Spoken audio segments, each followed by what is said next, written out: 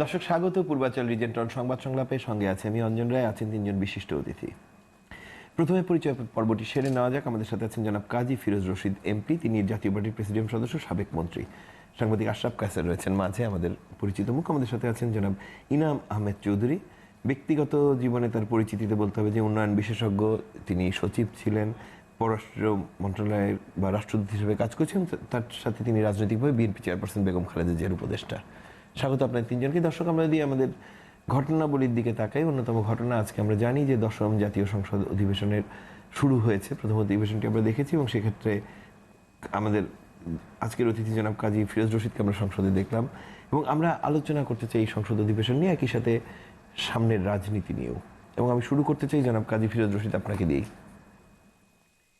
এই সংসদ নির্বাচন নিয়ে আমরা দেখেছি আন্দোলন চলেছে এবং তার মধ্যে দিয়ে নির্বাচনটি হয়েছে, এবং আপনি এই সংসদকে আপনি আপনার চোখে আপনার মূল্যায়নে কিভাবে দেখছেন? আপনি তো পোরখাওয়া রাজনীতিক। ধন্যবাদ রঞ্জন। আজকে আমাদের 10ম সংসদের প্রথম অধিবেশন, অর্থাৎ শুভযাত্রা শুরু হলো।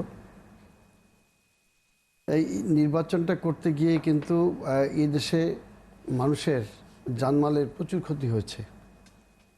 নির্বাচনের পূর্বে বিগত 2 মাস সারা দেশে নির্বাচন প্রতিহত করার নামে যে তাণ্ডব চলেছে, নির্বাচন যে কেউ বয়কট করতে পারে, নির্বাচনে পার্টিসিপেশন না করতে পারে, অংশগ্রহণ না করতে পারে, কিন্তু প্রতিহত করব, ঠিক এই কথা বলে, তাও গণতন্ত্রের নামে প্রতিহত করব এই কথা বলে গোটা দেশে যে তাণ্ডব চালিয়েছে, যার জন্য আমাদের অসংখ্য মানুষ পেট্রোল বোমার আঘাতে মারা গেছে, গুলিতে মারা গেছে, অ্যাক্সিডেন্টে মারা গেছে এবং আহত হয়েছে, সারা জীবনের জন্য পঙ্গু হয়ে গেছে। বার্ন ইউনিটে যাইয়া যদি কেউ দেখে, সে তার মাথা ঠিক থাকবে না। আর সম্পদের যে অপূর্ণ ক্ষতি হচ্ছে, বিশেষ করে আমাদের পোর্টে 2 মাস যাবত তো কোনো আমদানি রপ্তানি, কোনো মালামাল চলাচল করতে পারেনি। গার্মেন্টস শিল্প, এই সব জায়গায় একটা বিরাট ধস নেমে গেছে ব্যবসা বাণিজ্যে। যে ক্ষতি হয়েছে, এই ক্ষতির সহসা পূরণ হয় কত বছর লাগবে আমি জানি না। প্রত্যেকটা ব্যবসায়ী ব্যাংকে ঋণ বাড়তেছে, কিন্তু তার ব্যবসা বন্ধ হয়ে গেছে, ঋণের টাকার জন্য জর্জরিত হয়ে পড়তেছে। তো এইসব কারণে আমাদের জন্য একটি চ্যালেঞ্জ ছিল এই নির্বাচনটা করা। তবে আল্লাহ আশিস রহমত যে নির্বাচনটা শেষ হয়েছে, বিশেষ করে আমি ধন্যবাদ দিতে চাই আমার ঢাকা 6 কোতোয়ালি সূত্রপুরের জনগণকে, যে বৃষ্টির মতো বোমাবাজি করছে দিন, তার মধ্যেও যে ভোট কাস্ট করছে। নাহলে তো সাধারণ যদি একটা শান্তিপূর্ণভাবে ভোট হতো, তাহলে এখানে কিন্তু ভোট প্রচুর ভোটার খুব ঘনবসতি দিত। কিন্তু এক মহিলা বললো যে ভোটটা দিলাম, কিন্তু জীবনটা একটু জন্য বাঁচছে। সুরটুলা স্কুল, আমি এপারে দাঁড়ানো, আমি যেতে পারলাম না। আমি ওপারে যাবো, সাধুপুরে বোমা মারতেছে, একদিকে বোমা, একদিকে পুলিশে গুলি করতেছে, বাতাসের মধ্যে গুলি করতেছে। পরে আমি ঠান্ডার পরে আর ওদিকে যেতে সাহস পেয়ে পুলিশে বললেন, গুলি করেন কেন? কোথা থেকে বোমা আসতেছে আপনি জানেন না, আপনি গুলি করতেছেন এদিক সেদিক। ভোটারদের অবস্থা, যে কজন ভিতরে ছিল তারা কি ভোট দেবে, কাঁপাকাঁপি করতেছে। বাইরের লোকদের পরে আনা 1 ঘন্টা পরে তো এই জায়গাটা কি অবস্থা দাঁড়ায়। এই অবস্থার মধ্যে একটা ভোট হয়েছে, সেই ভোটটায় জনগণ আমাকে ভোট দিচ্ছে, আমি তাদের কাছে কৃতজ্ঞ। কিন্তু এই সাংবিধানিক অবস্থা যেটা দাঁড়িয়েছিল, যদি এটা ভোট না করা যেত, তাহলে দেশের অবস্থা কি হতো? সংবিধানে তো আছে যে একটি সরকার, একটি নির্বাচিত সরকারের কাছে ক্ষমতা দেবে। যে কোনো কারণে যদি ইলেকশন না হতে পারতো, এবং 2টি দলের সমঝোতা তো হলো না হতো, তাহলে কি তৃতীয় শক্তি ছাড়া আর তো কেউ আসতো না। এখন আমরা ধরে নিই তৃতীয় শক্তি, তারা কেন আসবে? সংবিধানের লেখাই হয়ে গেছে, যদি এর পরে কেউ আসতে চায়, তার তো পরবর্তী সময় অবস্থা কি হবে। এখন তো আমরা খুশি হবো যে উনি আসছে, আমাদের রক্ষা করলো জাতিকে। 2 দিন পরে ক্ষমতা গিয়ে বলবো কি, ধরে ফাঁসি দাও, আপনি আসতেন কেন অসাংবিধানিকভাবে? আপনি কে আসতে বলছিল? অতএব আমরা মরে গেলেও কিন্তু কেউ আমাদেরকে উদ্ধার করতে আসবে না। এইটা কিন্তু এই সম্পর্কের মধ্যে হয়ে গেছে সংবিধানে। সেই কারণে আমি বলতে চাই, নির্বাচনটা করা ছিল এই জাতির জন্য একদম ফরজ। নির্বাচনে না করতে পারলে তৃতীয় শক্তি আসতো না, গণ অভ্যুত্থান তো হলো না, আর নির্বাচন হলো না, তাহলে ক্ষমতাটা কে নেবে? সকালে একজন বঙ্গভবনে বসবে, দুপুরে একজন, বিকেলে একজন, এইভাবে হয়? সেটা একটা স্থিতিশীল সরকারের জন্য নির্বাচন অপরিহার্য। আমি মনে করি যে বিরোধী দলের সাথে এখন নির্বাচন, আগামী নির্বাচন নিয়ে বিরোধী দল বলতে আপনি কাদের বলছেন? বিরোধী দল তো আপনারা। না, আমি বলছি যে প্রধান বিরোধী দল যারা নির্বাচন বয়কট করছে, যারা প্রতিহত করেছে, এবং এই দেশের বুদ্ধিজীবী, সাংবাদিক, সমস্ত শ্রেণীর পেশাজীবী সকলকে নিয়ে এমন একটি সিদ্ধান্ত আমাদের নিতে হবে যে সিদ্ধান্তের ফলে কোনোদিন নির্বাচন নিয়ে কখনো আর সংঘাত না হয়, সংঘাত না হয়, কবে জীবন দিতে না হয়। ধন্যবাদ। জনাব ইনাম আহমেদ চৌধুরী, আপনি শুনছিলেন এবং একই সাথে আপনার কাছে প্রশ্ন যেটি রয়েছে, বয়কট এবং তাণ্ডব এক কিনা, এই প্রশ্ন তুলেছেন কাজী ফিরোজ রশিদ এমপি। মোটেই এক কথা নয়, তবে কথাটা হচ্ছে কি, তিনি যে একটি কথা বলেছিলেন যে যে নির্বাচন প্রতিহত করার জন্য গত 2-3 মাস তাণ্ডব হচ্ছিল, সেটা কিন্তু নয়। যে জন্যে গণ আন্দোলনটা গড়ে উঠছিল বা আন্দোলনটা হচ্ছিল, সেটি হচ্ছে একটি সুষ্ঠু নিরপেক্ষ নির্বাচন পদ্ধতি চালু করার জন্য, যেখানে মানুষ ভোট দিতে পারবে, তাদের ভোট দেয়া মানুষ নির্বাচিত হবেন, তারা সংসদ গঠন করবেন।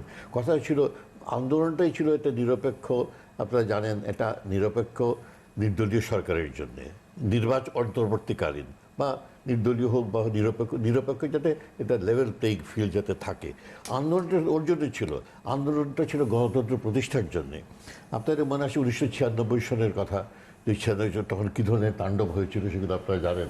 কিন্তু তখন হয়েছিল কি, সেখানেও এই ধরনের একটা সিস্টেম চালু হওয়ার কথা ছিল, জন্য করা হলো। এবং আপনারা এটাও জানেন যে যখন প্রথম 91 থেকে যখন বিএনপি জিতেছিল, তার পার্টি ম্যানিফেস্টোতে প্রেসিডেন্সিয়াল সিস্টেমই ছিল, কিন্তু যখন দেখা গেল সংসদীয় গণতন্ত্রের জন্য জনগণের ইচ্ছে রয়েছে, এটা প্রকাশ পেল, তখন বেগম খালেদা জিয়া এবং বিএনপি ডিসাইড করলো, সিদ্ধান্ত নিল, ঠিক আছে আমরা সংসদীয় গণতন্ত্রের দিকে যাই, যেহেতু সেটা বোধহয় গণতন্ত্রের রিফ্লেকশন বা সেখানে রিফ্লেকশনটা ভালো হতে পারে, এই বিশ্বাস করে সংসদীয় গণতন্ত্র শুরু হলো। এটা বলা হয়ে থাকে। তারপর সংসদীয় সংসদ আওয়ামী লীগ বর্জন করা শুরু করলেন। এই বর্জনের রাজনীতি যখন শুরু হলো, বিএনপিও বর্জন করলো পরে আওয়ামী লীগ সরকারের সময়। এটা ঠিক সংসদীয় বিষয়গুলো কি রিলে রেসের ব্যাটন এ ওর হাত থেকে নিয়ে নিচ্ছে? এটা হতে সংসদীয় গণতন্ত্রকে ঠিক যেন গড়ে উঠতে পারছিল না। তবুও অন্তর্বর্তীকালীন এই ধরনের সরকারের অধীনে নির্বাচন হচ্ছিল এবং নির্বাচনে 5 বছর পরে পরে মানুষ, যেটাকে বলা হয়ে থাকে, প্রায় বলা হয়ে থাকে, এবং আমি দেখেছি আওয়ামী লীগের বহু নেতারাও বলেন যে সবাই খুব মহানন্দে ভোটটা দিতে যেত। কিন্তু এবার কি হলো, 5ই জানুয়ারি বলা হয় নির্বাচন হয়েছিল, 5ই জানুয়ারি কোনো নির্বাচনই হয়নি। কেন আমি বলছি, কেন এর আগে 153 জন আগেই তো নির্বাচিত হয়ে গেছে বিনা প্রতিদ্বন্দ্বিতায়। আপনি চিন্তা করে দেখেন, বাংলাদেশের মতো একটি অত্যন্ত গণতন্ত্রকামী, যারা সত্যিভাবে পলিটিক্যালি কনসিয়াস, সাউথ এশিয়ার ভেতরে বাংলাদেশের মতো পলিটিক্যালি কনসিয়াস, যে স্বাধীন বাংলাদেশ যে সৃষ্টি হয়েছিল, যে ত্যাগ, তিতিক্ষা, রক্তপাত, আদর্শের ভিত্তিতে, এরকম কিন্তু কোনো দেশই হয়নি ওরকমভাবে গঠিত।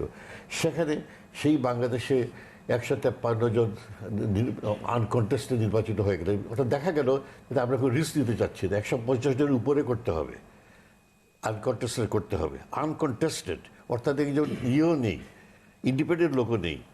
Look at the mechanism of it. আমি একটা বিদেশি পত্রিকায় পড়ছিলাম যে মেকানিজমটা, যে নট ইভেন এ ইন্ডিপেন্ডেন্ট লোকও নেই, 153 জন, 150 জনের বেশি। ইভেন দ্য ফিগার চিন্তা করে দেখেন, অর্থাৎ এখানে কোনো প্রশ্ন যে 5ই জানুয়ারি কিছু নাই হতো, তবুও অসুবিধা কিছু নেই, এর সাথে পরিণত হয়েই গেছে। সুতরাং এখানে কোনো নির্বাচন হয়নি। 5 তারিখ যেটা হলো, কোনো জায়গায় দেখেছি সরকারি সূত্রে তারা বলা হয়েছে 39% কত 39% গিয়েছেন, আমি ঠিক জানি না। কিন্তু যেসব আমি দেখেছি, আমি সত্যি কথা বলতে যে দেখেছি, খুব কম দেখেছি, যেগুলো টেলিভিশন দেখেছি, এবং একটা টেলিভিশনে আমি দেখেছি ওই যে সিলটিল দেওয়ার ব্যাপারে দেখেছি, সিলটিল দেওয়া হচ্ছে, এইগুলো দেওয়া হচ্ছে। সুতরাং 5ই কোনো নির্বাচন হয়েছে এটা নয়। বর্তমান পার্লামেন্ট যেটা আজকের উদ্বোধন আমরা লক্ষ্য করলাম, সেটা নির্বাচিত পার্লামেন্ট নয়, ভোটার ভিত্তিক পার্লামেন্ট নয়। এমনকি আমি ভারতীয় কাগজপত্রগুলোতে আমি কিছু আগে গিয়েছিলাম, সেখানে দেখেছি ভোটারবিহীন নির্বাচন হয়েছে।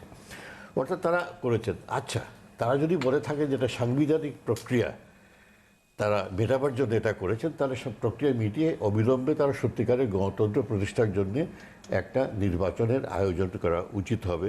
এখন আয়োজন করা উচিত হবে, কেননা এটা কোনো নির্বাচন হয়নি এবং বাংলাদেশের জনগণ এই ধরনের গণতন্ত্রের হত্যাকে সহ্য করবেন। আমি একটা জিনিস বলতে চাচ্ছি যে এই দিন আমি গণতন্ত্রে, আমার কাছে মনে হচ্ছে আমি গণতন্ত্রের এটা যেটা একটা ইংরেজি পত্রিকা লিখেছিল, rape and and slaughtering of democracy. ধন্যবাদ। এটা যে হয়েছিল এবং আমি আপনাদের কাছে ওই নীল স্টারের যে এডিটোরিয়ালটা সেটাও আমি উল্লেখ করতে চাইছি। অনেকগুলো আমাদের দেশ পত্রপত্রিকা ছাড়া বিদেশেও এটাকে কিছুতেই কেউ একটা গণতন্ত্র ভিত্তিক নির্বাচন বলে মেনে নেওয়ার কোনো অবকাশ ধন্যবাদ। আমি আসবো স্যার, আমাদের তো সময় রয়েছে। আশরাফ কাসেম আপনার কাছে আসছে, আমি দুটো বিষয়ে আসতে চাই।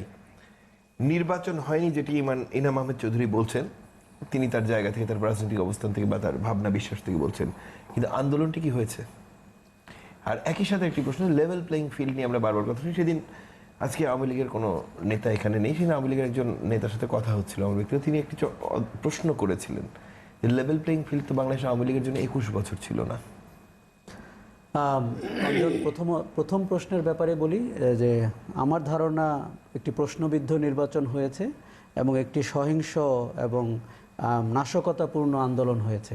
একে আমি রাজনৈতিক আন্দোলন বলবো কিনা আমি সন্দিহান, কারণ বাংলাদেশের যে গণতান্ত্রিক রাজনীতির যে মান এবং মানদণ্ড, তাতে আমরা যে জনসম্পৃক্ত আন্দোলন দেখতে অভ্যস্ত, তাতে এবার আমরা সেরকম জনঘনিষ্ঠ কোনো আন্দোলন দেখতে পাইনি। এবং জনগণকে সঙ্গে নিয়ে আন্দোলন করার যে রীতি রেওয়াজ বাংলাদেশে গড়ে উঠেছিল, এইবার বিরোধী দল ব্যর্থ হয়েছে সেই রীতি পালন করতে। এমনকি জনগণ তো দূরের কথা, তাদের দলীয় নেতা কর্মীদেরকেও আমরা আন্দোলনে সম্পৃক্ত হতে দেখিনি। কেননা বাংলাদেশে ক্ষমতায় থাকলে ফুলে ফেপে ওঠা যায়, অনেক সম্পদ আহরণ করা যায়, এবং বিএনপির অনেক নেতাদের নিশ্চয়ই অনেক সম্পদ হয়েছেন এবং তারা আন্দোলনে আর নিজেদেরকে ঝুঁকির মুখে ফেলতে চান না। যদিও তাদের রাজনৈতিক দর্শনের ব্যাপারেও আমার অনেক অবজারভেশন রয়েছে এবং তাদের নেতৃত্বের প্রশ্নেও আমার অনেক প্রশ্ন রয়েছে।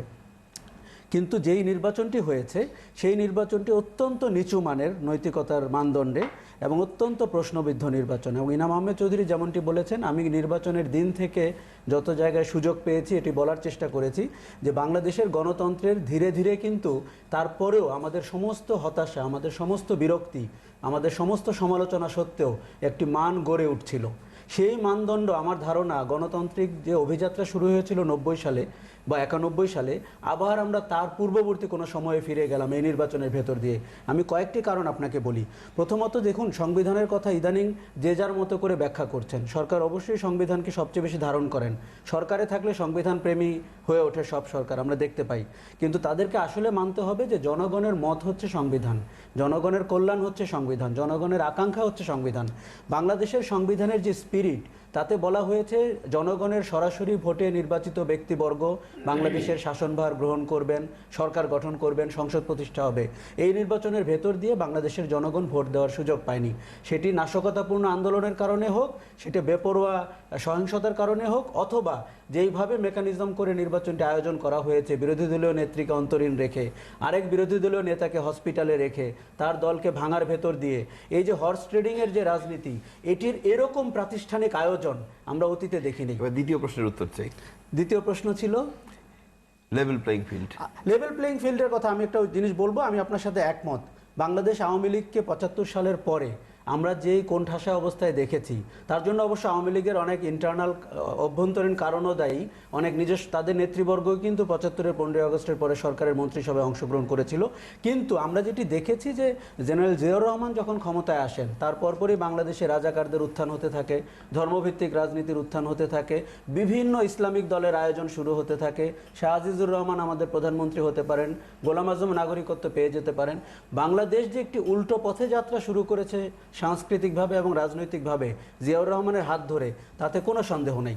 এবং সেই সময় আওয়ামী লীগকে আমরা যতটা কোণঠাসা, যতটা অস্তিত্বহীন এবং যতটা বাংলাদেশ বিযুক্ত অবস্থায় দেখতে পেয়েছি, সেটি যে লেভেল প্লেইং ফিল্ড ছিল না, এতে কোনো সন্দেহ নাই। তার মানে হচ্ছে কি, সংকটটি হচ্ছে ক্ষমতায় যখন যারা থেকেছেন, তারা তাদের ব্যক্তি স্বার্থে, তারা রাজনৈতিক উচ্চাভিলাষের স্বার্থে বাংলাদেশকে বিকিয়ে দিতে, বাংলাদেশের মূল চেতনাকে বিকিয়ে দিতে কুণ্ঠাবোধ করেননি। ধন্যবাদ। কাজী ফিরোজ রশিদ। আমি বলতে চাচ্ছি যে 1990-তে গণ অভ্যুত্থানের ফলে আমরা তো ক্ষমতা ছেড়ে দিলাম, জাতীয় পার্টি ছেড়ে দিতে বাধ্য হলেন। বাধ্য হলাম ক্ষমতা ছেড়ে দিতে, গণ অভ্যুত্থান ঘটলো। তারপরে আমাদের ধারণা ছিল যে দেশ ক্রমান্বয়ে গণতন্ত্রের দিকে এগিয়ে যাবে। কিন্তু আমরা দেখছি যে গণতন্ত্রের দিকে এগিয়ে তো দূরের কথা, গণতন্ত্র তার প্রত্যাশিত রূপে নীতি পায় নাই। গণতন্ত্র যেখানে ক্রমান্বয়ে শক্তিশালী হওয়ার কথা ছিল, কিন্তু গণতন্ত্রের শক্তিশালী ভিত রচনা তো দূরের কথা, গণতন্ত্র ক্রমান্বয়ে দুর্বল হয়ে পড়েছিল। একটি দল নির্বাচনে আসলে আরেকটি দল, যখন নির্বাচিত দুটো দল হয়, একটি দল যারা ক্ষমতা থাকে তারা পার্লামেন্টে থাকে, একটি দল ক্ষমতায় যায়, মানে পার্লামেন্টে যায় না, বিরোধী দল। কিন্তু পার্লামেন্টের সমস্ত সুযোগ সুবিধা তারা গ্রহণ করে। আমি কোনো দলকে সেক্ষেত্রে এবারকার পার্লামেন্ট কি ব্যর্থ হবে? আমি তাই বলতেছি, ব্যর্থ তো হয়েছি। আজকে বক্তৃতাই হয়তো অর্ধেক শোনা গেছে যে আমরা কিভাবে করতেছি। আমাদের আশরাফ ক্যাসার সাহেব আছেন, খুব ভালো বলেন উনি, তা উনি বলবেন। তা আমরা প্রত্যেক ঘরে চাই, যেমন একটা নতুন কনসেপ্ট আমাদের 91 সালে তত্ত্বাবধায়ক সরকার আসলো। নতুন কনসেপ্ট দেশে ছিল না, পৃথিবী কোথাও এটা নাই যে একটি নির্বাচিত সরকার নির্বাচিত কিছু লোকের কাছে এসে ক্ষমতা দিয়ে চলে যাবে, 3 মাস ওরা চালাবে, যা ইচ্ছে তাই করবে। 3 মাস পরে আবার নির্বাচন যারা হবে তাদের দিয়ে দেবে। একটা মানে কানামাছি খেলার মতন, যে ঠিক আছে আপোষে ভাগ বটরে খাওয়া। এটা কোথায় আছে গণতন্ত্র? কেন লেভেল প্লেয়িং ফিল্ডের কথা ইনাম ভাই বলতেছেন, আসলে সত্যি কথা, লেভেল প্লেয়িং ফিল্ড কখনো হয় নাই। 91 নির্বাচনে আমরা তো ক্ষমতাচ্যুত হলাম। এখন প্রশ্ন হচ্ছে যে আমাদের বলা হচ্ছিল যে আমাদের ব্যান করে দিত জাতীয় পার্টি, তোমরা ইলেকশন করতে পারবো না, সব কারাগারে যাও। কারাগারে থেকেও কিন্তু আমরা ইলেকশন করতে গেলাম। তো ইলেকশন করতে গেলে আমাদের পোস্টার দিতে দিল না, কোথাও একটা কথা বলতে দিল না, ক্যানভাস করতে দিল না। আমরা 38টা আসন পেলাম, আর 20টা 18টা আসন অল্প কয়েকটা ভোটের জন্য ফেল করলাম। কারণ হলো আমাদের কিন্তু হাত পা বেঁধে বললো যে 2টি বড় দল হৃষ্টপুষ্ট ভালো সাঁতারু, তারা নদীতে সাঁতার কাটতেছে তেল মেখে, আর তোমরা 2 হাত পা বাঁধা, তোদের সাথে সাথে দিয়ে পারো। তেল মাখতে দেয়নি। এই অবস্থার মধ্যে লেভেল প্লেয়িং ফিল্ড আমরা পেয়েছি। আসেন আমাদের বিচারপতি হাবিবুর রহমান সাহেব, সমস্ত মেনন সাহেব, ইনু সাহেব, ছোটখাটো দল, রিক্সা পার্টি, সাইকেল পার্টি, তারাও একটা বক্তৃতা করে বসে ইলেকশন আগে ভোট চেয়ে। হাবিবুর রহমান না, আপনি Manifesto। শাহাবুদ্দিন আহমেদের কথা বলছিলেন। উনি পরেরটা বলছেন। পরেরটার কথা, শাহাবুদ্দিন সাহেব তো গেলই 96 এর কথা। 96। 96 আমরা বললাম যে আমাদের বক্তৃতা দেন, না দেবো না, তোমরা স্বৈরাচার। তো গেলাম কোর্টে, যে আমরা তো স্বৈরাচার, কিন্তু আমরা তো ইলেকশন দিয়েছেন কোর্ট, তারা সবাই বক্তৃতা করলে আমার তো করতে হবে। 38টা আসন আমার সংসদে, হাইকোর্ট অর্ডার দিল। আমরা রেডিও টেলিভিশন সব ফিট করলাম যে ভাই আপনার বক্তৃতা মিজান চৌধুরী সাহেব দিবেন, আপনারা শুনবেন। এর মধ্যে রাত্রিবেলা অন্ধকারে যাইয়া সুপ্রিম কোর্টের বিচারপতির বাসভবনে যে ওইটাকে স্টে করে নিয়ে আসলো হাবিবুর রহমান সাহেব। আমরা লেভেল প্লেয়িং ফিল্ড তো দেখছি। এই অবস্থার মধ্যে ওই যে বলে না, যেভাবে বাঁচি বেঁচে তো আছি কি কিসের মধ্যে, জীবনের মরণের মাঝামাঝি, জাফর ইকবালের গানটা, জীবনের মরণের মাঝামাঝি আমরা বেঁচে আছি। এই 2 দলে গণতন্ত্র আমরা দেখেছি। এইগুলো করে তো লাভ নেই। এখন ওনারা যে নির্বাচনটা 70 সালে কিন্তু মৌলানা ভাসানী বলছিল ভোটের বাক্সে লাথি মারো, বাংলাদেশ স্বাধীন করো। বঙ্গবন্ধু সেন বলল যে না, আমি এলএফের আন্ডারে ইলেকশনে যাবো। উনি বলছিল মুজিব তুমি এলএফের আন্ডারে ইলেকশন যেও না। সেই ইলেকশন যদি বঙ্গবন্ধু না আসতো, দেশ স্বাধীন হতো না। তা ইলেকশনে এসেই তো নেতৃত্ব কায়েম হয়। এবার ওনারা আসলে খুব ভালো করতে পারতো। এনাম ভাই উপদেষ্টা অনেক আছে, কিন্তু আমি মনে করি যে উনি এর মধ্যে সব থেকে অভিজ্ঞ, এবং উনি ভালো উপদেশ দিতে পারতেন। আমি জানি না ওনার উপদেশটা কেন শেষ পর্যন্ত নিল না, এখানে আমার একটা দুঃখ রয়ে গেছে। আমি তো ওনাকে চিনি, যে নির্বাচন হয়নি ভাই, আমার ইলেকশন করতে করতে 11 পয়েন্ট ভোট কমে গেছে। কি পরিমাণ হাঁটাহাঁটি করছে বোমার মধ্যে আমি বুঝি। এত বড় ইলেকশন আমি এর আগে 2টা ইলেকশন জিতছি, এত বড় ইলেকশন আমি জীবনে করিনি। মানে ওজন কমে গেছে আপনার। হ্যাঁ, কিন্তু মাঝে মাঝে আপনি নির্বাচন করলে ভালো হয়। আন্দোলন নামে নাশকতা, এটা ঠিক আন্দোলন না। একটি আন্দোলন করে আমরা দেশ স্বাধীন করলাম।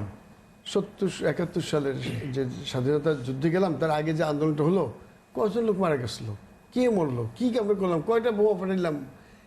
কিন্তু জনগণকে সম্পৃক্ত করতে না পারলে এই ধরনের এক্সট্রিমিস্ট পন্থা ব্যবহার করে কিন্তু লাভ হয় না। এবার কতগুলো মানুষ মারা গেছে, কারণ মানুষ মারতে মাত্র 2টা লোক লাগে। বোমা মারবে, ও আরেকজন মোটরসাইকেল আসবে, ওর পিছিয়ে চলে এসে ভেঙে চলে যাবে। কিন্তু তাতে তো জনগণকে সম্পৃক্ত করা যায় না। আজকে যদি ওনারা জনগণকে সম্পৃক্ত করতে পারতো, ওনারা আন্দোলন যেখানে নিয়ে গেছিল, যেভাবে ডাক দিছিল ম্যাডাম খালেদা জিয়া, লক্ষ লক্ষ জনগণ বেরিয়ে আসলে কিন্তু এই নির্বাচন কিছু হয় না। কিন্তু দেখা গেল যে সমস্ত নেতাদের কাঁধে বলছিল যে দায়িত্ব তাদের কাছে, তারা সবাই টেলিফোন বন্ধ করে ঘুমিয়ে গেছে। একজন লোককে রাস্তায় দেখা যায় নাই। মাঝখান দিয়ে আমার দলের মনিরা বেগম, আমার খুব ঘনিষ্ঠ কর্মী, জাফর ভাইয়ের সাথে চলে গেছে। তা এখনো কি আপনার দলে সেটা জাফর ভাই? আমি বলছি হ্যাঁ, জাফর ভাইয়ের সাথে চলে গেল। ওই মনিরা গেল, যেহেতু আমাদের দল থেকে গেছে, ও গেল জেলে। আর এনাম ভাইকে দেখছি রাস্তায় ঘুরতে, উনি উপদেষ্টা, উনি ওনার কর্তব্য পালন করছেন। একজন বিএনপির প্রতিনিধি, একজন জোটের প্রতিনিধি, জাতীয় পার্টি নিয়ে গেছে, ধার দিছি। এই হলো বিএনপি অবস্থা। ইনাম ভাই বিশ্বাস করেন, বড় দল ভোট পাইয়ে বারবার আপনার রাষ্ট্রীয় ক্ষমতা আসেন, আন্দোলনটা একটু শিখেন। আন্দোলন শিখতে হলে আওয়ামী লীগের কাছে যেতে হবে। আমি বারবার বলছি, টকশোতে বলছি, 90-তে আমাদের সরাই দিয়েছেন, কোনো আফসোস নাই। ওই যদি একবার খালি বলেন যে আমরা আপোষ হয়েছি, কি শরীর স্যারকে হটাইছি, শরীর স্যার আওয়ামী লীগ এক না। ভীম রুলের তাকে ঢিল দিয়ে মানুষ সহ্য করতে পারে, রেহাই পায়, কিন্তু আওয়ামী লীগের থেকে ঢিল ঢিলে রেহাই পাওয়া যায় না। এবার তার প্রমাণ দেখলেন না। আওয়ামী লীগের জাতীয় পার্টি অনেক আলাদা, আমরা শান্তিপ্রিয় দল, 2 কিল দিলেও আমরা চুপচাপ ঘরে যাই বসে থাকি যে আমরা কিছু করি না। আওয়ামী লীগ একটা দিলে 3টা দিয়ে দেয়। ধন্যবাদ। আমরা একটা বিরতি থেকে ঘুরে আসতেছি ফিরোজ ভাই। আমি বিরতির পরে জানাবেন আহমেদ চৌধুরী আপনার কাছে। দর্শক, নিয়ম মাফিক বিরতিটি রয়েছে আমাদের, ছোট্ট একটি বিরতি। নিশ্চয়ই প্রত্যাশা করি আপনারা আমাদের সাথেই থাকবেন। বিরতির পর ফিরে আসবো আজকের পূর্বাচল রিজেন্ট সংবাদ সংলাপে।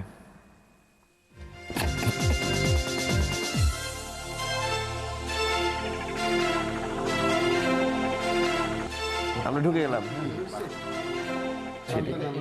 এটা কিন্তু দর্শক, ফিরে এলাম পূর্বাচল রিজেন্ট সংবাদ সংলাপে। আমাদের বিরতিতে যাওয়ার আগেই কথা ছিল, আমাদের এই পর্বে কথা শুরু করবেন জনাব ইনাম আহমেদ চৌধুরী। আপনি নিশ্চয়ই জনাব কাজী ফিরোজ রশিদ এমপির বক্তব্যটি শুনেছিলেন। হ্যাঁ, আমি শুনেছি। এবং তিনি আন্দোলনের শিক্ষা ইত্যাদি বিষয় নিয়েও বলেছেন, কথা বলেছেন। আন্দোলনে সহিংসতা বা নাশকতামূলক যে কাজ, সেটা আমরা কিছুতেই গ্রহণযোগ্য বলে মনে করি না। সেটা নিশ্চয়ই। তাহলে এই যে ঘটনাবলী, এর দায়টি কাকে দেবেন? কিন্তু হ্যাঁ, আমি বলবো, আপনি চিন্তা করে দেখেন, নিষেধাজ্ঞা জারি করা হলো, কোনো প্রসেশন হতে পারবে না, মিটিং হতে পারবে না, মানববন্ধন হতে পারবে না, অভ্যন্তরীণ মিটিং হতে পারবে না। এরকম একটা পুলিশি নিষেধাজ্ঞা দিয়ে নির্বাচনের আগে আপনি রাজনৈতিক কর্মকাণ্ড কী করে চালাবেন? আপনার প্রত্যেকটা মিছিলে লাঠি চার্জ করা হয়েছে, ধরে নেওয়া হয়েছে, সমস্ত দল নেতৃবর্গ, হাজার হাজার হাজার নেতা কর্মীদের অ্যারেস্ট করা হচ্ছে, কোনো কিছু পারমিশন দেওয়া হচ্ছে। প্রত্যেকটা মিটিং, প্রত্যেকটা প্রসেশন, প্রত্যেকটা মানববন্ধন আঘাতপ্রাপ্ত হয়েছে, প্রত্যেকটা, লিটারালি প্রত্যেকটা, দেশের শহরে, রাজধানীতে, প্রত্যন্ত প্রদেশের সব জায়গায়। ইভেন ধরুন আজকেও কালো পতাকা প্রসেশন করতে দেওয়া হয়েছে। আপনি দেখেছেন, আজকেও সারা বাংলাদেশে বহু জায়গায় মারধর হয়েছে, অ্যারেস্ট হয়েছে, প্রচুর হয়েছে আজকে। এই যে সামান্যতম গণতান্ত্রিক যে কথা বলার অধিকার, এটা কি পাবে না বিরোধীরা? এই নির্বাচনের আগে কি ছিল? সমস্ত তাদের প্রধান কার্যালয় বন্ধ ছিল, আপনার অন্তর্নিন্দা বন্ধ ছিলেন দলের নেত্রী, বেশিরভাগ নেতা এরা জেলে রয়েছেন, তাদের উপর রিমান্ডে পাঠিয়ে দেওয়া হচ্ছে তাদের। এই অবস্থায় কি হতে পারে? আমি সহিংসতা বা নাশকতা করছি না, কিন্তু আমি বলতে চাইছি যে এইভাবে গণতন্ত্রকে কণ্ঠরুদ্ধ করে দেওয়া হয়েছিল এবং এখনও তাও হচ্ছে। আমাদের দুঃখের বিষয়, আজকেও আমি দেখলাম খবরের কাগজে মাননীয় স্বরাষ্ট্র প্রতিমন্ত্রী বলেছেন যে আমরা কি বলেছেন, যে আমরা যে বিএনপি যে বলেছে আমরা শত শত লোক গুম করছি, তা কিন্তু শত শত লোক নয়, শত শত লোক এই ধরনের কথাবার্তা বলেছে। আজকে আমি দৈনিক প্রথম আলোতে লক্ষ্য করেছি, দেখেছি। অর্থাৎ গুম করছেন মনে হচ্ছে। এই যে গুম, এমনকি আজকে যে আপনি দেখেছেন আন্তর্জাতিক মানবাধিকারের সংস্থা HRW বলে বিচার বহির্ভূত হত্যা বন্ধের আয়োজন করেছে, কারণ নির্বাচনের পরে বিচার বহির্ভূত হত্যার সংখ্যা বেড়ে যাচ্ছে, অনেকগুলো হয়ে গেছে। তো এগুলো যে গণতন্ত্রকে যে হত্যা করে ফেলা হয়েছে এবং এটাই যে চালু হচ্ছে, যেমন ইকোনমিস্ট বলেছিল যে আওয়ামী লীগের জয় হয়েছে কিন্তু বাংলাদেশের পরাজয় হয়েছে। আসলে কিন্তু তাই হয়েছে, বাংলাদেশের পরাজয় হয়েছে, বাংলাদেশের গণতন্ত্রের পরাজয় হয়েছে, বাংলাদেশের গণতান্ত্রিক আন্দোলনের পরিচয় হয়েছে। এবং আমি একবার ডেইলি স্টারের সম্পাদকে উল্লেখ করছি, এবং এই যে হত্যাকাণ্ড, এটা আওয়ামী লীগের মতো একটা যে পিপুলস পাওয়ার বেস, তারা বলেছে পিপুল পাওয়ার বেস পার্টি করবে, এটাই সবচেয়ে দুঃখজনক ব্যাপার হয়ে দাঁড়িয়েছে। এখন আমাদের দেখতে হবে যে কিছুতেই এই অভিযোগগুলো যেমন আপনি আনছেন, হ্যাঁ, একই সাথে আমরা যদি দেখি গত 2 মাসের যে ধরনের ঘটনাবলীকে আমরা দেখেছি, এইটির দায়িত্ব আপনারা কাকে দেবেন? এটির দায় কাকে? না, সেটা তো আছেই, দায়িত্ব। আমি তো বলেছি, প্রথমেই বলেছি যে নাশকতামূলক কাণ্ড কারখানা, আপনি দেখেন নাশকতা কাণ্ড কারখানা যেগুলো হয়েছে, কোনো সময় একটা পুলিশি তদন্ত হয়েছে? আপনারা যে চিন্তা করে দেখেন, এই যে সংখ্যালঘুদের তথাকথিত অত্যাচার হয়েছে, আসলে কিছু হয়েছে? কোনো তদন্ত হয়নি, ভালো করে তদন্ত। আমি জিজ্ঞাসা করি, এফেক্টেড লোকদের জিজ্ঞেস করি, আমরা জিজ্ঞেস করেছি, হয়নি। যখনই হয়েছে তখনই দলের প্রধান নেতাদের ধরে দেওয়া হয়েছে। কোথায় এই যে মির্জা ফখরুল ইসলামকে ধরা হচ্ছে, যে কোথায় তিনি আগুন দিয়েছেন, যে ইয়েকে ধরা হচ্ছে, এম কে আনোয়ারকে ধরা হচ্ছে, তিনি আগুন জ্বালাচ্ছেন, ইয়ে করছেন, মানুষ মারছেন, অমুকে ধরা হচ্ছে, পুলিশকে হত্যা করা হচ্ছে ইত্যাদি আজে বাজে। অর্থাৎ মানুষই দেখতে পাচ্ছে যে এগুলো এই আইনের শাসনের প্রতি কোনো নজর নেই। আসলে ধরুন যারা করেছে তাদের ধরে শাসন করা নিশ্চয়ই উচিত, কিন্তু যাদের কিছু হলেই আপনারা দেখেছেন 7-8 জন টপ লেভেল স্ট্যান্ডিং কমিটির মেম্বারদের ধরে ফেলা হলো, বাস। আসলে যারা করছে কীভাবে এগুলো করা উচিত। আচ্ছা, আমি তবুও কোনো অবস্থাতেই সেটা আমি সমর্থনযোগ্য মনে করি না, কিন্তু এটা আমি মনে করি যে গণতান্ত্রিক যে কথা বলার অধিকার, গণতান্ত্রিক যেসব সিস্টেম রয়েছে সেগুলোকে প্র্যাকটিস করার অধিকার নিশ্চয়ই দিতে হবে। এই যে ধরুন আপনি একজন বিচারক ওই যে তারেককে যে খালাস করেছেন, তার বিরুদ্ধে অ্যাকশন দেওয়া হচ্ছে, মানে এটা খুব খারাপ দেখায় যে অ্যাকশন দেওয়া হচ্ছে। আমি বিচারের ভেতরে যেতে চাচ্ছি না, কিন্তু এই যে খালাস দেওয়া তার বিরুদ্ধে, যে ইকবাল মানু যে তার যে শাশুড়ি তার বিরুদ্ধে করা হচ্ছে, তিনি একজন অত্যন্ত সম্ভ্রান্ত মহিলা, এবং আমাদের সমাজে একজন সত্যিকারের যে মহানুভব মহিলা যদি থেকে থাকেন ঢাকার মধ্যে, একজনের নাম করতে হলে আমি তার নাম করব। তিনি যে সুরভি স্কুল চালাচ্ছেন 30 বছর ধরে বিনা বেতনে সব ডোমেস্টিক সার্ভিসদের নিয়ে, ধানমন্ডি 5 নম্বর রোডে একটা স্কুল চালাচ্ছেন 1 বিঘা জমির উপর বাড়িটা দিয়ে। তিনি আমাদের নেভেল চিফ ছিলেন যে খান সাহেব, মাহমুদ আলী খান সাহেবের স্ত্রী, তাকে মানে আমি যেটা বলছি যে হয়রানিমূলক ব্যবস্থা করাগুলো এগুলো মোটেই উচিত হচ্ছে না এখনও। এবং আজকে যে পার্লামেন্টের কথা, আমি আজকে আমার কাছে কেউ শুনে খুব হাসি লাগলো যে আপনার বেগম রোশন আহসাদ বললেন যে জনগণ আমাদের ভোট দিয়ে পাঠিয়েছে, সুতরাং তাদের উপর আমাদের দায়িত্ব পালন করতে হবে, এটা দিয়ে বললেন। কিন্তু আমার কথা হচ্ছে এই ভোটটা যাই হোক, এখন যেটা উচিত হবে আমাদের বাংলাদেশের মানুষকে গণতন্ত্র প্রতিষ্ঠার জন্য এগিয়ে যেতে হবে।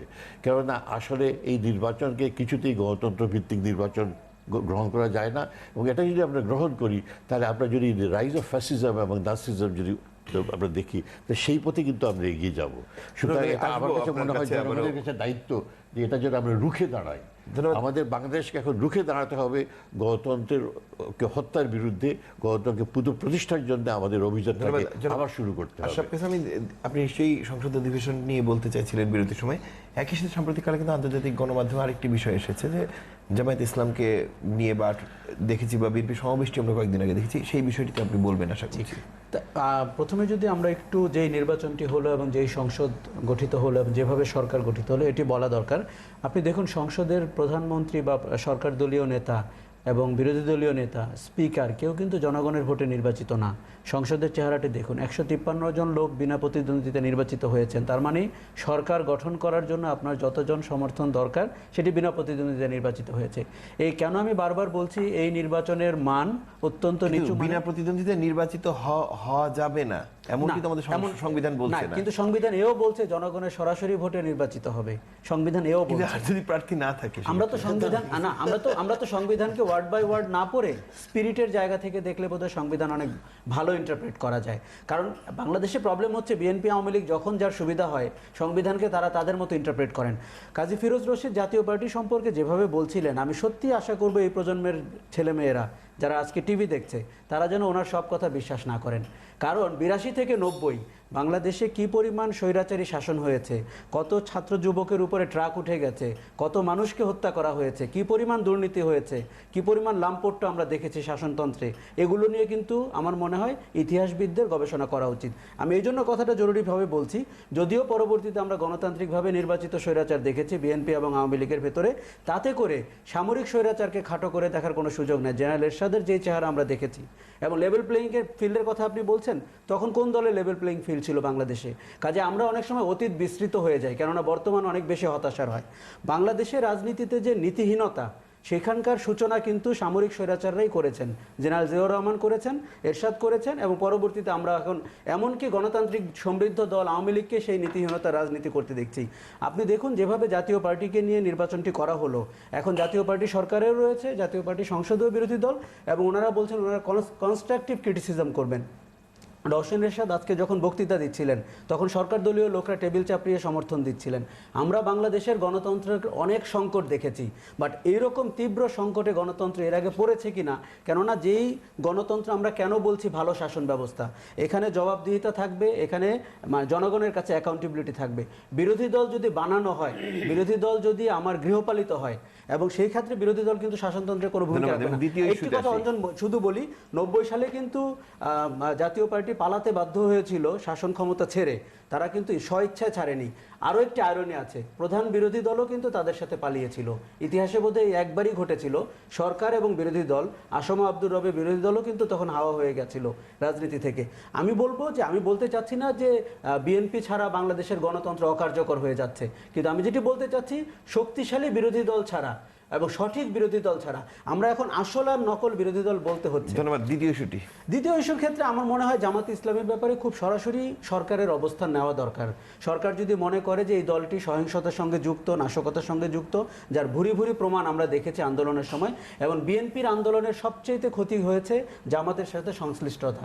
বিএনপি এত নাশকতাপূর্ণ দল বলে আমার মনে হয় না, যেমনটি আমরা দেখেছি। কিন্তু সরকার পরিষ্কার কোনো অবস্থান নিচ্ছে না। আদালতের দোহাই দিয়ে আপনি রাজনৈতিক সিদ্ধান্ত নিতে পারবেন না। রাজনৈতিক সিদ্ধান্ত নিতে হবে চোখের দিকে তাকিয়ে, সততার সঙ্গে। জামাত নিয়ে আপনি রাজনীতি করবেন না জামাত নিয়ে আপনি সততার স্ট্যান্ড নেবেন, সরকারকে সেই সিদ্ধান্ত নিতে হবে। বাংলাদেশে জামাত যদি সন্ত্রাসবাদী রাজনৈতিক দল হয়, আমরা বাংলাদেশের জনগণ এই কথা আমরা অতীতে অনেকবার বলেছি, এতে কিন্তু কেউ কর্ণপাত করে না। যখন ইউরোপিয়ান ইউনিয়ন বলে, যখন ব্রিটিশ পার্লামেন্টে বলে, তখন আমরা কর্ণপাত করি। কিন্তু সত্যি যদি আমার খুব দুঃখ হচ্ছে, বাংলাদেশের রাজনীতিতে সবচেয়ে দুর্ভাগ্যের নাম জামাত ইসলামী। আবার এই দলটিকে কিন্তু আমরা কোলে পিঠে বড় করেছি। এই দলের ভোট হচ্ছে 2%, কিন্তু আমাদের রাজনীতিতে তারা ব্লো আপ করেছে এমন একটা নিয়ামক শক্তি হিসাবে, যাকে ছাড়া আপনার আন্দোলনও হয় না। বিএনপির দিকে তাকিয়ে দেখুন, যাকে ছাড়া আবার আমরা কিন্তু বিএনপি বিরোধী আন্দোলন আওয়ামী লীগকে করতে দেখি না। আমার ধারণা বাংলাদেশের জনগণ দাবি করে এই যুদ্ধাপরাধী সন্ত্রাসবাদী দলকে অবিলম্বে নিষিদ্ধ করে রাজনীতি থেকে বিযুক্ত করা হোক, এবং তাতে বাংলাদেশের রাজনীতি অন্তত একটি ধাপ অর্জন করবে। কাজী ফিরোজ রশিদ। আসলে আমি বলতে চাই যে 62 সাল 82 থেকে 90, 8 বছর বা 9 বছরে গোটা দেশে কতজন লোক মারা গেছে, সমস্ত আন্দোলনে কারা কিভাবে মারা গেছে, সেখানে জাতীয় পার্টির ব্যক্তিগত ভূমিকা, জাতীয় পার্টির কর্মীদের, নেতাদের কি ছিল, পুলিশ মারছে কতজনকে, আমরা মারছি কতজনকে, এটা একটা লিস্ট করা হয়। আমরা সব মাথা পেতে দিয়েছি, আমি তো শরীরচেরি ছিলাম। কিন্তু এই যে গণতন্ত্রের চেহারা দেখলাম, যে গণতন্ত্র রক্ষার নামে, আইনের শাসন প্রতিষ্ঠার নামে, নির্বাচনের নামে, একটি নির্বাচনী ইস্যু, তত্ত্বাবধায়ক ইস্যু নিয়ে এই কত লোক এই মারা গেছে, আন্দোলনের নামে যে নাশকতা, কি বিভৎস এই কাণ্ড। যারা রাজনীতির ধার ধারে না, এই ধরনের লোকদের পেট্রোল বোমা মারতেছে। শহরের উপরে যেগুলো হয়েছে এই সাংবাদিকরা তুলে ধরতে পেরেছেন, কিন্তু গ্রামে যেগুলো হয়েছে কয়জনের খবর কে রাখছে? একজন ট্রাক চালক যাচ্ছে, ট্রাকে মেরেছে, সে ট্রাকটা নিয়ে উল্টে চলে গেছে। একজন স্বর্ণ দোকানের কর্মচারী, সামান্য কর্মচারী, সে তার ওয়াইফকে বলে আসছে আজকে সন্ধ্যার পরে আমরা বাসায় একসাথে খাবো। বাসে আসতেছে, তাকে ঝলসিয়ে দিল, সে মারা গেল। তার স্ত্রী তার লাশটা সামনে গিয়ে বলতেছে যে আমার 7 বছরে স্মৃতির সিঁদুর মুছে গেল। তো এই যে অসংখ্য, একজন ব্যাংকের কর্মচারী, সে বাসে উঠছে, 2টা ছেলে বাসে উঠতে গিয়ে আর কালো কোট পরা পেট্রোল বোমা মেরে নেমে আসলো, সে মারা গেল। এইভাবে অসংখ্য লোক মারা গেছে। এর একটি ঘটনা কি আমাদের সময় ঘটছে? আমরা কখনো বলবো না যে আমরা সব ভালো কাজ করছি, ফ্রেস্তার মতন কাজ করছি, কিন্তু গণতন্ত্রের নামে যে বিভৎস কর্মকাণ্ড হয়ে গেল, অতীতে যা হয়েছে 2 মাসে যেটা হয়েছে, সেটার সাথে যদি আপনারা জোড়া দেন, কম্পেয়ার করেন, এই নতুন প্রজন্মকে সামনে কি বলবো যে আপনারা ইতিহাস বিশ্বতে লাভ নাই, আমাদের সময় কি অন্যায় করছি, অত্যাচার করছি, অনিয়ম করছি, এইগুলো জোড়া দেন, এখনই 1 মাসের সমান হবে না। এমন কাণ্ড সব ঘটতেছে। একটা সিএনজি চালক তার ওয়াইফকে, সে মেয়েকে বলছে, তার মেয়েটা কাঁদতেছিল, বলছে মা তোমার জন্য এই জিনিসটা নিয়ে আসবো, পড়ার কি এটা জিনিস চেয়েছিল, যেমনি বক্স নাকি, সে বলছে নিয়ে আসবো সাভারে। সে মারা গেল। তার মেয়েটা বললো যে আমাকে যাওয়ার সময় বাবা বলে গেছে যে আজকে এই ট্রিপটা মেরে তোমার জন্য এই জিনিসটা নিয়ে আসবো। এইটা দেখলে আর তখন মানুষের ঘুম আসে না। আজকে এই সমস্ত আমরা দেখছি। আমাদের গণতন্ত্রে এটাই সৌন্দর্য যে এই যে নাম ভাই বললেন যে নির্বাচন হয় নাই, কেউ এটা মানে নাই, কেউ ভোট দেয় নাই, আমরা বলতেছি ঠিক আছে শুনছি, আবার আমরা বলতেছি যে এর থেকে ভালো নির্বাচন হতে পারে না। গণতন্ত্র রক্ষা করার জন্য সংবিধান রক্ষা করার সম্মত নির্বাচন হয়েছে। সংবিধান রক্ষা করার জন্য নির্বাচনের বিকল্প আর কি ছিল? উনি যখন আসেই নেই, এটা নির্বাচন তো করতেই হবে। ওনারা আসলে আমরা মনে করি নির্বাচনটা অনেক বেশি ধন্যবাদ। এখানে আরেকটি বিষয় আমরা শেষ 10 মিনিটে আনতে চাই ফিরোজ ভাই, আপনাকে দিয়ে শুরু করবো। একটা জিনিস স্যার, আমি আসবো আপনার কাছে, পর্যাপ্ত সময় পাবেন, আমি সময় নিয়ে নিশ্চয়ই সচেতন থাকতে চাই। আমরা আরেকটি নির্বাচন বা নির্বাচন ইত্যাদি কথা বলছি, কিন্তু নির্বাচনের বিষয়ে একটি স্থায়ী সমাধান কি তার থেকে আরো বেশি জরুরি নয় সকল রাজনৈতিক শিবিরের? এই কারণ আপনি ধরুন একটি নির্বাচন আমরা যাচ্ছি এবং সেই নির্বাচনটির জন্যই উভয় রাজনৈতিক নির্বাচনটা শক্তির কিছু বসে হবে, যেটা নির্বাচন তো একটা হলো, এই ইস্যু দ্রুত- যদি আবার হয়, সেম ইস্যু যদি বিএনপির আবার থাকে এবং আওয়ামী লীগের যদি একই ইস্যু থাকে, তাহলে তো এখানে আলোচনা হবে না, এরকম সংঘাত আবার হবে। তাহলে এখন কি করতে হবে? সমস্ত দেশের সুশীল সমাজ, বুদ্ধিজীবী যারা আছেন, তৃতীয় পক্ষ, তাদের এগিয়ে আসতে হবে টকশোর মাধ্যমে বিভিন্নভাবে কথা বলে যে আমরা একটা স্থায়ী সমাধান কীভাবে করতে পারি। স্থায়ী সমাধান ছাড়া ওনারা চাবে তত্ত্বাবধায়ক, আর সরকার বলবে যে এটা সংবিধানের কোথাও নাই, তাহলে সেই অবস্থায় আমরা আবার চলে যাব। এই মানুষ কি বারবার, যারা ক্ষমতা চায় না, যারা এমপি মন্ত্রী হতে চায় না, তারা কেন জীবন দেবে? এতগুলো মানুষের জীবন কেন যাবে? দায়িত্ব তো কাউকে নিতে হবে। ধন্যবাদ। না, আমি বলতেছি এই জন্য আমাদের একটা স্থায়ী সমাধান বের করতে হবে। কি সমাধান হবে এই ফর্মুলা আমি দেবো না, কারণ এটা তো দুই দলের ব্যাপার। তারা বসে সমাধান দিক। সমাধান ছাড়া কিন্তু এদেশে কোনো নির্বাচনে গেলে এই ধরনের প্রতিহত করার নামে আবার অসংখ্য মানুষ মারা যাবে, যেটা জাতির জন্য কাম্য হবে না। এবং ওনাদের ডাকে বা আমাদের ডাকে তৃতীয় পক্ষ কোনো লোক আসবে না, কারণ সংবিধানে ওটা এমন একটি ধারা আমরা সংযোজন করেছি, ওরা বলবে যে তোমরা মেরে মরে যাও, আমরা আসবো না, কারণ আমাদের তো তোমরা মারতে পারো না নিয়ে অকালে। কারণ যারা একবার কাকি জাতিকে রক্ষা করার জন্য আসছে 111-এর, এরপরে কাকি যে ওদের বিচার করা হবে ক্ষমতা আসলে, তা তারা কেন আবার জাতিকে রক্ষা করতে আসবে? সেই কারণে আমরা মনে করি যে আমাদের রাজনীতিবিদদের ফয়সলা করতে হবে।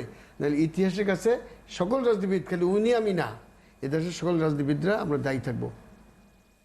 হ্যাঁ, সেটাই তো বলা হচ্ছে যে সংলাপের মাধ্যমে, আমরা সেটাই তো বলছি, সংলাপের মাধ্যমে একটা সিস্টেম। সেক্ষেত্রে তো একটি মৌলিক জায়গা রয়ে গেছে, যেটি বলা হচ্ছে যে জামায়াতের বিষয়টি সম্পৃক্ত। জামাতের বিষয় তো অন্য ব্যাপার। জামাতের বিষয় তো নির্বাচনের বিষয় নয়, আর জামাত তো হচ্ছে অন্য ব্যাপার।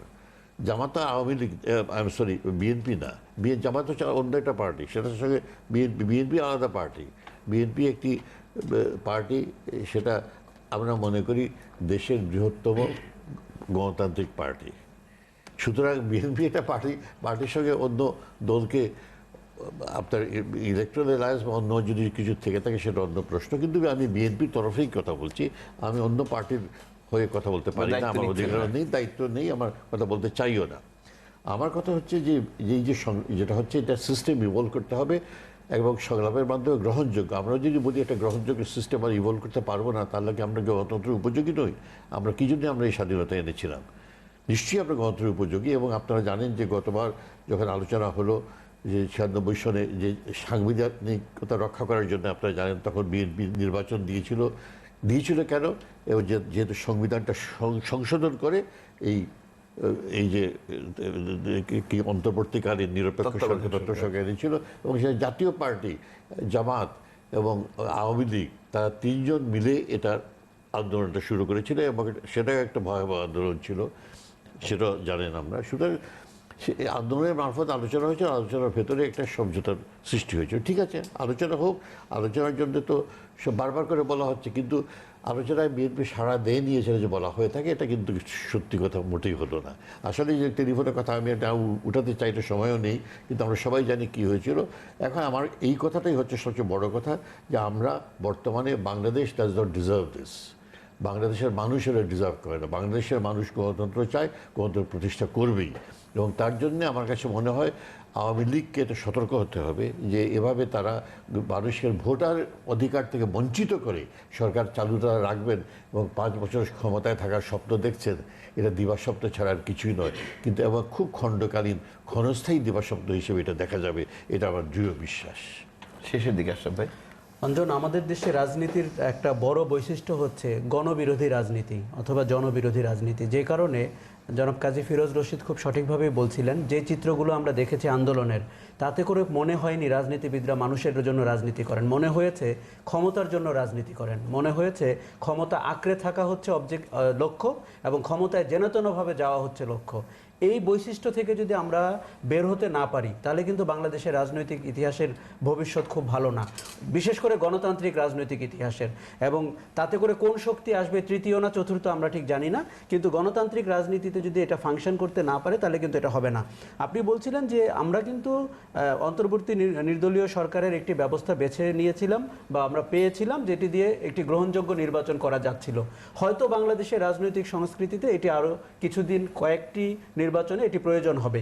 কাজে এই ব্যাপারে একটি সমঝোতায় আসা ছাড়া এই পরিস্থিতিতে যে কোনো উন্নতি হবে না সেটি বোঝা যায়। অথবা কি আমরা নির্বাচন কমিশনের দিকে যদি আমরা তাকাই, আপনি নির্বাচন কমিশনের এবারের যে চেহারা আমরা দেখলাম, যতটা আজ্ঞাবহ হতে দেখলাম এবং যতটা মেরুদণ্ডহীন হতে দেখলাম, তাতে আমার আশা দিন দিন ক্ষীণ হয়ে যাচ্ছে। আরও একটি কথা, দুদক অথবা নির্বাচন কমিশনের মতো প্রতিষ্ঠানকে যারা অকার্যকর করেন তাদের খুব বড় ধরনের গুরুতর অপরাধ করছেন বাংলাদেশের শাসনতন্ত্রে।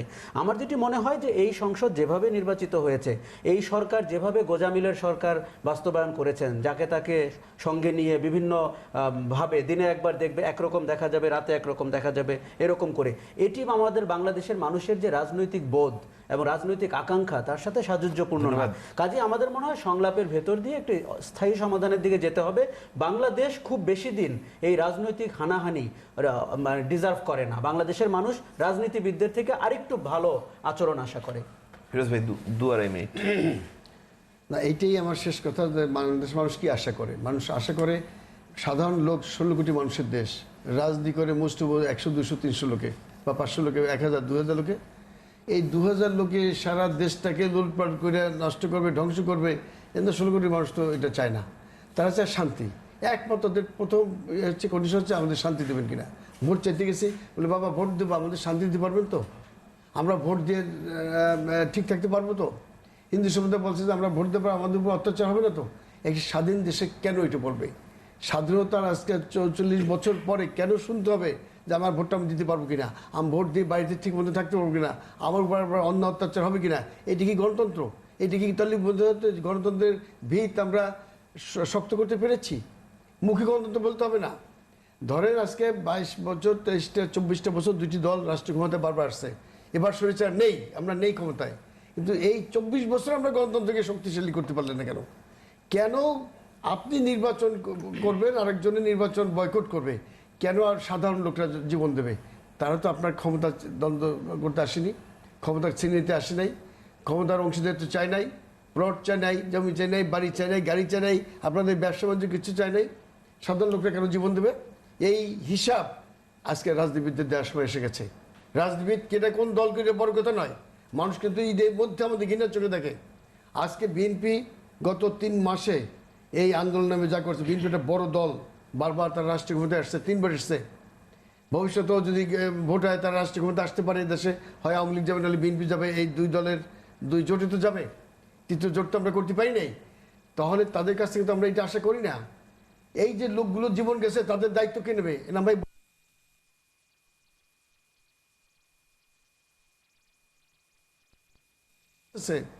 দেখেন যে কত লোক জীবন শেষ করে দিছে, এই তাদের দায়িত্বটা কে নেবে? ছোট একটা বাচ্চা যে কাগজ কুড়ায়, সে বোমায় করছে, ধরতে গেছে, তার উড়ে গেছে, হাত দুটো পঙ্গু হয়ে গেছে, তার দায়িত্ব কে নেবে? সমাজ নিতে হবে না? এই সমাজ কারোর দায়িত্ব নেওয়ার অঞ্জন। শুধুমাত্র আমরা ভোটের সময় জনগণের দায়িত্ব সব কাঁধে নেই, ভোট শেষ হওয়ার পরে আর কারো কোনো দায়িত্ব আমরা নেই না। এইটা হচ্ছে আমাদের জীবনের সব থেকে বড় ট্র্যাজেডি এই জাতির। এই জন্য আজকে আমাদের রাজনীতিবিদদের সময় এসেছে, আমাদের জবাবদিহি করতে হবে। আন্দোলনের নামে যদি আমি আন্দোলন ডাক দেই, সমস্ত দায় দায়িত্ব আমাকে নিতে হবে। ভোট করতে গেলে আমার দায়িত্ব নিয়ে কাজ করতে হবে, এটা হলো সব কথা। ধন্যবাদ। জবাবদিহি একদম শেষে যে let Ashraf Kaiser have the last word, কেমন তিনি মাঝে মাঝে আছে, কিন্তু আমি একটা কথা শুধু বলতে চাইছি যে এই ব্যাপারে যে যেসব হত্যাকাণ্ড হয়েছে বা যেসব বিচার বহির্ভূত ইয়ে হয়েছে কিংবা সন্ত্রাস হয়েছে, সংখ্যালঘু নির্যাতন হয়েছে, প্রত্যেকটি ব্যাপারে আমরা চাইছি, বিএনপি বারবার চেয়েছে যে ইন্ডিপেন্ডেন্ট কমিশন হোক, তদন্ত হোক এবং প্রকৃত অপরাধীকে শাস্তি দেওয়া হোক। আপনি জানেন সাথিয়াতে কী হয়েছিল, সাতক্ষীরা সাতিয়া, উখিয়া, রামু বিভিন্ন জায়গায় হয়েছে, কিন্তু খুব দুর্ভাগ্যজনক ব্যাপার। এই ব্যাপারে সত্যিকার সরকার সিরিয়াসলি কিছুই করেননি এবং সরকারের বিরুদ্ধে বেশিরভাগ লোক, আমরা ইভেন টেলিভিশন লক্ষ্য করেছি, সরকারের বিরুদ্ধে কথাবার্তা বলেছে যে এটা কেন। সুতরাং আমরা আশা করি ইন্ডিপেন্ডেন্ট কমিশন করা উচিত হবে এবং তদন্ত করে যারা দোষী তাদের সত্যিকার এক্সাম্পলারি পানিশমেন্ট দেওয়া উচিত। এটা আমরা কিছুতেই বরদাস্ত করতে পারবো না।